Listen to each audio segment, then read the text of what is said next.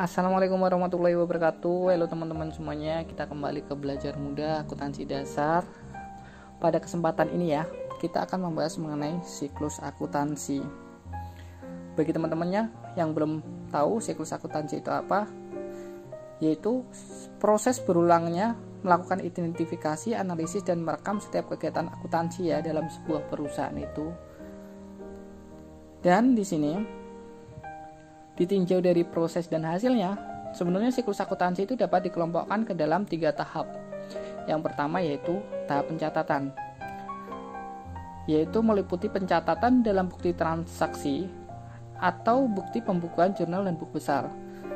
Yang kedua adalah tahap pengikhtisaran, di mana tahap pengikhtisaran ini yaitu memproses hasil pencatatan selama periode akuntansi dan menyesuaikannya ke dalam keadaan yang sebenarnya pada akhir periode akuntansi. Tahap ini meliputi penyusunan neraca sisa, jurnal penyesuaian, dan penutupan buku besar. Yang ketiga yaitu tahapan pelaporan, di mana di sini penyusunan laporan keuangan yang bersumber dari hasil pengikhtisaran itu tadi. Untuk lebih lanjutnya mengenai siklus akuntansi, kita pahami bagian siklus akuntansi perusahaan jasa ya. Oke, bagian akuntansinya, siklus akuntansi, coba kita lihat. Ada tahap pencatatan, tahap pengikhtisaran, dan tahap pelaporan. Yang pertama adalah tahap pencatatan. Tahap pencatatan tadi meliputi bukti transaksi, jurnal, dan buku besar. Sedangkan untuk tahap pengikhtisaran di sini neraca sisa, jurnal penyesuaian, jurnal penutup buku besar, neraca sisa setelah penutupan. Setelah itu tahap pelaporannya, yaitu adanya laporan keuangan, yaitu laporan laba rugi, laporan perubahan ekuitas, dan neraca. Oke, kita bahas satu-satu dari bukti transaksi. Jadi mungkin teman-teman di sini tahu ya bukti transaksi, ya seperti kwitansi, nota kontan, faktur, nota kredit, nota debit, cek, itu namanya bukti transaksi. Dari bukti transaksi tersebut nanti kita masukkan, ya buktinya itu sebenarnya masih banyak lagi ya. Nanti kita akan bahas mungkin di konten berikutnya. Untuk yang pertama yaitu dari bukti transaksi kita masuk ke jurnal. Masuk ke jurnal. Di mana di dalam jurnal ini ya kita mencatat analisis setiap transaksi. Jadi emang ini adalah buku untuk mencatat analisis setiap transaksi secara kronologis sesuai dengan tanggal kejadian.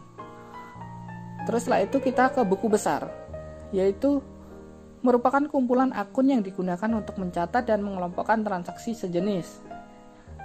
Dari jurnal kita ke buku besar. Jadi dari bukti transaksi, jurnal, buku besar. Ini baru tahap pertama, yaitu yang disebut dengan tahap pencatatan. Selanjutnya yaitu di tahap pengikhtisaran adanya neraca sisa, merupakan daftar yang memuat nama-nama akun buku beserta sisanya masing-masing nominal, ya kan?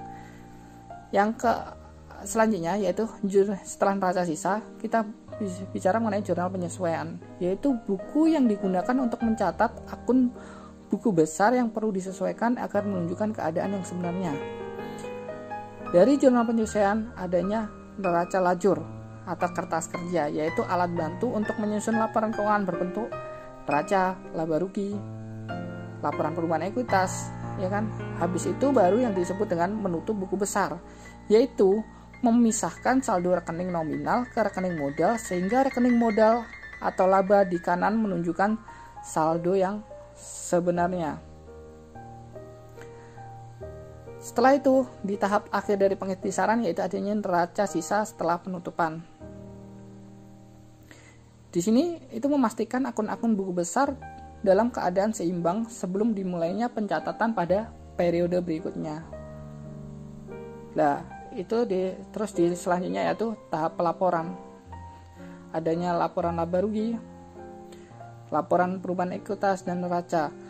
Tapi ingat ya teman-teman ya, adanya jurnal pembalik, yaitu jurnal yang dibuat pada awal periode akuntansi sebagai akibat adanya penyesuaian atau pemindahan dari akun real ke akun nominal. Jadi itu tadi kita sedikit membahas mengenai siklus akuntansi. Jadi dari bagian ini kalian seharusnya lebih paham ya. Ya udah, terima kasih, kita kesempatan ini cuma bisa membahas mengenai siklus akuntansi saja, dan ikuti selalu channel Jejak Sidanas ya.